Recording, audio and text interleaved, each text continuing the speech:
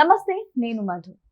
తమిళనాడులో ఎవరు ఊహించని విధంగా విజయ్ అత్యధిక మెజార్టీతో గెలుపుకి ఆల్మోస్ట్ చేరువలోనే ఉన్నారని చెప్పొచ్చు, గెలిచారని కూడా చెప్పొచ్చు. అయితే ఇప్పుడు ఆయన గెలవడమే కాకుండా ఆయనని నమ్ముకున్న సామాన్యులు కూడా గెలిచారని చెప్పొచ్చు. సో ఈ విధంగా చూసుకుంటే ఆయన డ్రైవర్ కొడుకును కూడా ఒక స్థానంలో నిలబెట్టి ఇప్పుడు ఎమ్మెల్యేని చేయబోతున్నారు విజయ్. మరి ఇదంతా ఎలా సాధ్యమైంది ఈరోజు మనం తెలుసుకుందాం. ప్రస్తుతం మనతో పాటు ఉన్నారు సీనియర్ జర్నలిస్ట్ డాక్టర్ దుర్గావడ్లమాని గారు. వారిని అడిగి మరిన్ని విషయాలను తెలుసుకుందాం. నమస్కారం మేడం. ఒక సామాన్యుని సైతం నేను నాయకుని చేయగలను అని అంటే ఇదేనేమో. ఇప్పుడు విజయ్ ని నమ్ముకున్న ఆ ఒక వారి డ్రైవర్ యొక్క కొడుకు కూడా ఇప్పుడు ఎమ్మెల్యే స్థానాన్ని అధిష్ఠించబోతున్నారు, అంటే గెలిచారు. ఇదంతా ఎలా పాసిబుల్ అయింది మేడం?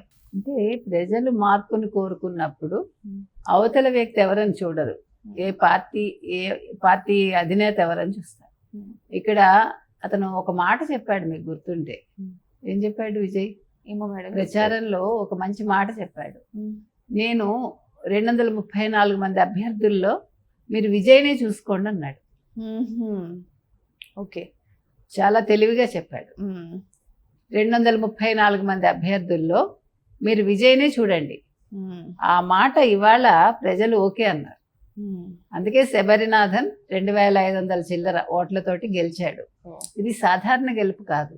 ఒక ఓటు తేడాతో గెలిచినా కూడా నిజంగా అతను చాలా సంతోషపడి ఉండేవాడు. ఎందుకంటే ఒక డ్రైవర్ కొడుకు అతను. ఫస్ట్ టైం కదా మేడం, ఫస్ట్ టైం నిల్చోవడం.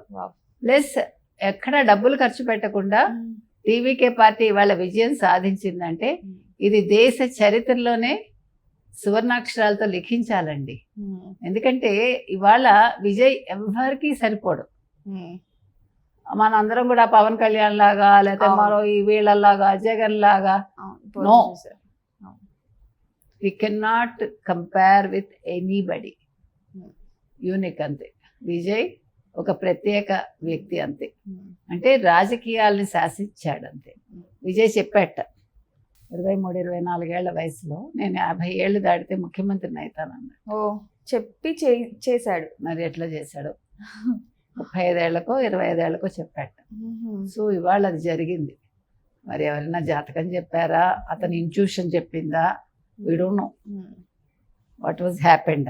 తండ్రి రాజకీయాల్లో ఉంటేనే అసహించుకునే విజయ్ ఇప్పుడు రాజకీయాల్లోకి వచ్చి ముఖ్యమంత్రి స్థానాన్ని మీకు అదే చెప్పబోతున్నా. ఒకప్పుడు తండ్రి తనకు చెప్పకుండా పార్టీ పెడితే ఇతను అసలు తండ్రితో మాట్లాడలా. తెలుసా మీకు? తిను పార్టీ పెట్టి ఇంకొకటి ముఖ్యంగా మీరు అసలు గమనించాల్సింది, మనం చెప్పుకోవాల్సిన అంశం ఏంటంటే 95, 94, 95, 96 రజనీకాంత్కున్న ఫాలోయింగ్కి పిచ్చిగా అసలు రజనీకాంత్ రాజకీయాల్లోకి రావాలన్నారు. అవును, కానీ వచ్చుంటే ఫెయిల్ అయి ఉండేవారు. Kamal Haasan is a failed politician అనాలి. తర్వాత మనం అలా చెప్పుకుంటూ వెళ్తే పవన్ కళ్యాణ్ కూడా ఫస్ట్ టైం ఫెయిల్ అయ్యారు. అవును, చిరంజీవి కూడా, విజయకాంత్ కూడా. అవును.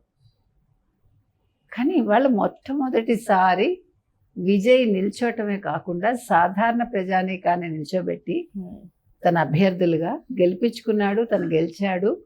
ఇది సక్సెస్ అంటే. సో మీరు రాజకీయ హిస్టరీలో విజయ్ గెలుపు అనేది అలా నిలిచిపోతుంది. అంటే ఇతను చాలా మందికి ఆదర్శవంతంగా నిలుస్తాడు. కానీ నా ఫస్ట్ టైం కదా మేడం రాజకీయాల్లోకి వచ్చింది. మరి ఈయన గెలుపుకి కారణం ఎవరంటారు? అభిమానులు. ప్రజలండి, ప్రజలు కోరుకున్నారు మార్పు. మహిళలు కోరుకున్నారు, యూత్ కోరుకుంది, తమిళనాడు ప్రజలు కోరుకున్నారు. మనందరం కూడా అంచనాలు తప్పు. ఫస్ట్ టైం కదా మేడం సమర్థవంతంగా నిర్వర్తించి. ఎందుకు ఏమండి, మీకు నీళ్ళల్లో తోసేస్తే ఈత నేర్చుకుంటారా నేర్చుకోరా? ఎవడు లేకపోతే చచ్చినట్టు ఒప్పొల్ల పట్టుకుని వెళ్తారు. నథింగ్ ఇంపాసిబుల్ అండి. అతనికి వెనకాల త్రిష ఉంది. అమ్మాయి ఏ రకం అని కూడా మనకు అనవసరం. ఒక స్నేహితురాలుగా తీసుకుందాం. What strong in it? ఒక మంచి స్నేహితురాలుగా ఆవిడ ఒక సలహాదారుగా ఉంటుందేమో, ఉప ముఖ్యమంత్రి అవుతుందేమో, ఎవరికి తెలుసు. అయ్యే ఛాన్సెస్ ఉన్నాయి మేడం. ఉన్నాయి. She can be with him. ఇవాళ ఆవిడ తిరుమల వెళ్ళారు, చక్కగా మొక్కు తీర్చుకున్నారో మొక్కుకున్నారో వెళ్ళొచ్చారు. విజయ్ని కలిశారంటున్నారు, ప్రసాదం ఇచ్చారంటున్నారు విజయ్కి. తర్వాత బండ్ల గణేష్ ఒక ట్వీట్ చేశారు. బండ్ల గణేష్ ఎందుకు చేయాలండి అంటారేమో. సినిమాలో పవన్ కళ్యాణ్ త్రిష నటించారు. So he was the producer. అందుకని ఆయన కంగ్రాట్స్ త్రిష, మీరు వెంకటేశ్వర స్వామిని దర్శించుకున్నారు, ఆ దేవుడి కృప వల్ల మీ కలలన్నీ నెరవేరాయి అన్నాడు ఆయన.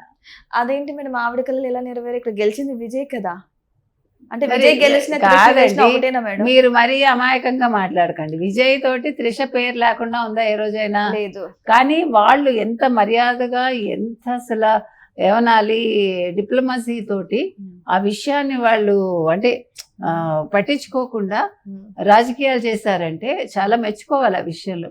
ఎక్కడ ఆ ప్రస్తావనే తేలేదు ఇద్దరు. త్రిష కామ్గా ఉంది, ఎక్కడ ఒక్క సభలో కూడా ఆవిడ రాలేదు.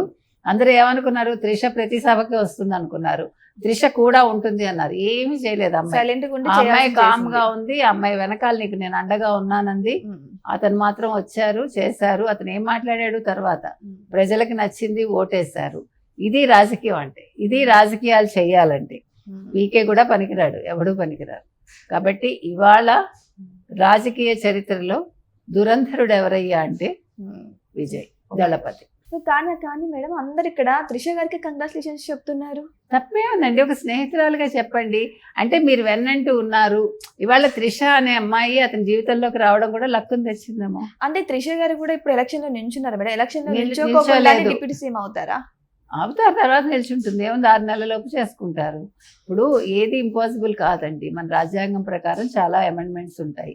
ఇప్పుడు ఇవన్నీ కాదు. ఆవిడకి ఎందుకు చెప్తున్నారు అంటే, ఎస్ ఆవిడ అండగా ఉంది. ఏమంటే మానసిక స్థైర్యం అనేది చాలా ముఖ్యం కదా. ఓ పక్క విడాకుల కేసు నడుస్తూ ఉంటే, ఓ పక్క త్రిషతో ఇట్లా రకరకాల వార్తలు వచ్చిన నేపథ్యంలో డబ్బులు ఎక్కువ ఖర్చు పెట్టడానికి లేకుండా, అతను ఒక కరూర్ సభలో జరిగిన ఇన్సిడెంట్ కావచ్చు, ఇన్నింటి మధ్య అతను ఒక మనోధైర్యం కోల్పోకుండా ఉండడానికి అమ్మాయి కారణం ఏమో. తప్పే ఉంది అయిండొచ్చు. సో ఒక మహిళ, ఒక పురుషుడి విజయం వెనక ఉంది. ఇవాళ విజయం వెనక త్రిష ఉంది.